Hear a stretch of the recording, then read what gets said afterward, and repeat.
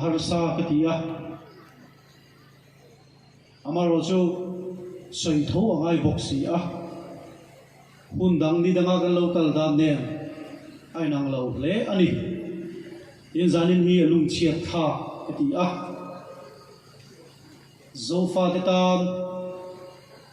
khovel hun sung sanga hom te tan he hun kan thleng hi kan du big va ni lo ti kha kan soi na su a mar so en kim hi pathian rem ruata ama ring tu te kan ni na angin kan nga ya pathian ne na kan in ha thiam hi anga yani em poni sela MZP jar headquarters sa ka thopui elected to bi te kha athu soi chu in khongain kan hunga Manipur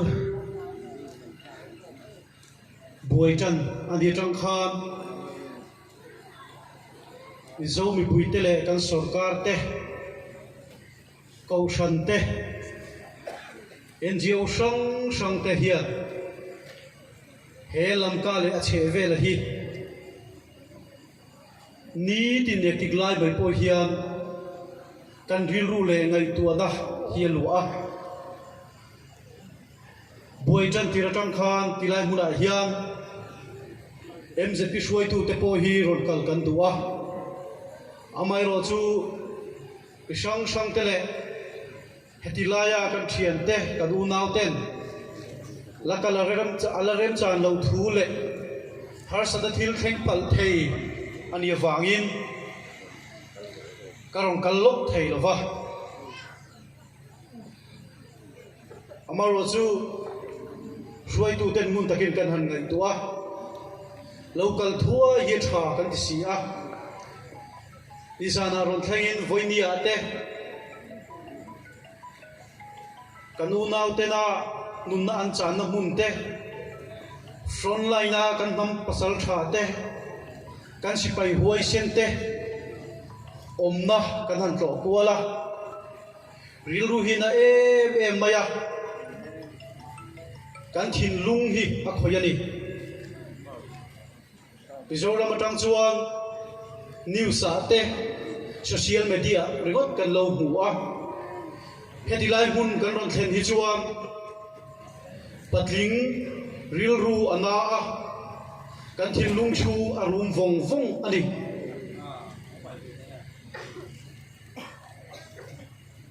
he kan ron kala hi Mizoram sarkar ho tulu te pon an sia a kanunaw te har sada tak tak agraw na enge an mamo enge andu sarkari na engkiangin nge dan moya tran pui ani thenga tiam lo she chiang turin message miron cha ani kanunaw te na in lo tor na hi social media ale news kan lo mu mai pialama ara tha alo nani kan tor pui chewa kan thin lung chung ril ber hian kan nat pui chew ni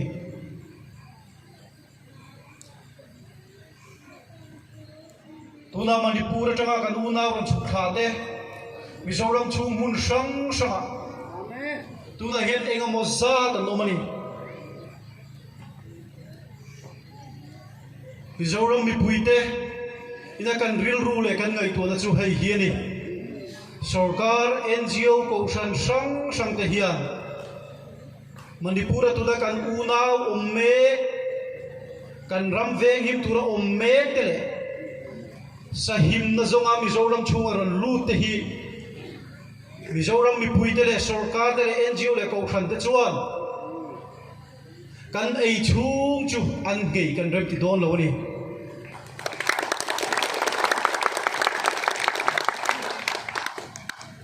Mizoram mi pui te hian in la ka lom thu soi na tu le bat kan nei ni chu thil chu hei hi ni kum sang ni le som ni pakhat Assam le Mizoram sarkar in ka laya Assam te na Mizoram mi pui te kan ei le bar lak lu na min dan cha eng ki ma min hre kan tum lai khan Manipur kan u nau ten eng tin nge Mizoram mi puite min ti hetiang hian nang ni chuan min thamuan ani Mizoram kan u nau kan zo na thak omte lo lungai su Manipura in u nau te kan om chung chuan in ngei lawang min ti kan thei hil lo ani Mizo te hi sem dam ei bil thi dam le tlang khata thi le ruam khata ti tu te tha tu te kan ni chu wa jon in tor na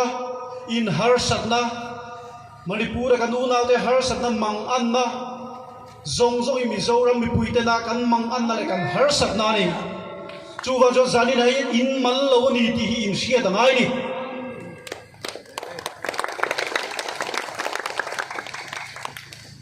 Pathianin kan nu le kan pa kan pi le pu te tangin he ram nuam le du om tak ma hi min pe a chu mi chan him tur chuan veng him tur chuan nang ma khai poi mo ni ke hi kan poi mo ni iram le nam hum hal ro khove ina dem lo bang che ti ni Pathianina ram min pe kan pi le kan pu te na thi sen le nun da tam ta ka an lo lua to le an lo le chua to he lam ka le che ve le hi nam dang kan che ve la mi te hi laga kan pe tu ra ni lo kan chang tu ra ni lo ram chan tur nam chan tur nei lo ram tam tak nam tam tak an om ke ni eroin nam chan tur kan la nei ram chan tur kan la nei ni chuan mar kan ni mo kuki kan ni mo vai phei kan ni mo pai te kan ni mo in lak shada hun lo unau kan ni chul khat kual kan ni kadin sui kho ma kadin lung ro lo chuan kan cheve la mi min do me tu ten ne theina min nei ni chuan nam bilakal tura ni lo kan savai mai hiam kan tang rual nga kan do le ta hei lo ram dang kan nei lo hei lo mun dang kan nei lo ti kan thin lu ha om ngai ni ato ma ka soi du chu hei hi ni zo fa de hiam kan che ve lo om te nam dang shim hi ashan pa takin an chu har sat na kan siam ngai lo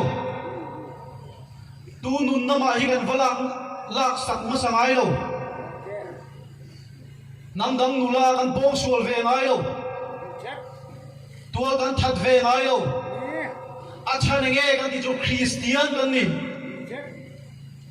Pathian nung ring tu te kan ni wang ani tu din do na ko ma bo hian ke ni ai ra thu amani mo sarkar thachak na ni mo ro sum le pa ni mo silai le ro pui da tin re in min do ma sela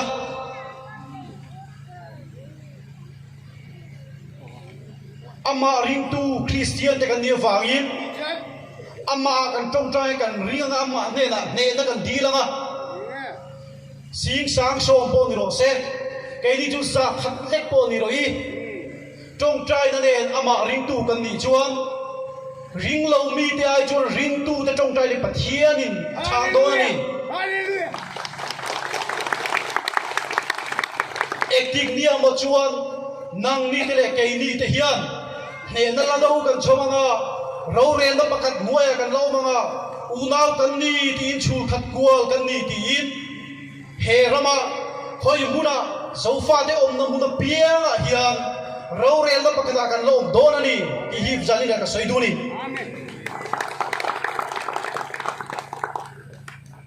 chuan thei to bin kan thei na zong nen mel ma te na min bei da chu lali suwa pon da kan bei le thi arem tia kan thiamang to kin tu ma in la sang lovin kan dole da Pathian le ke ma ni tan ro da sa kan de do na ni ti hi zai kan rin da le kan bei sei da tu ro ni ka lo me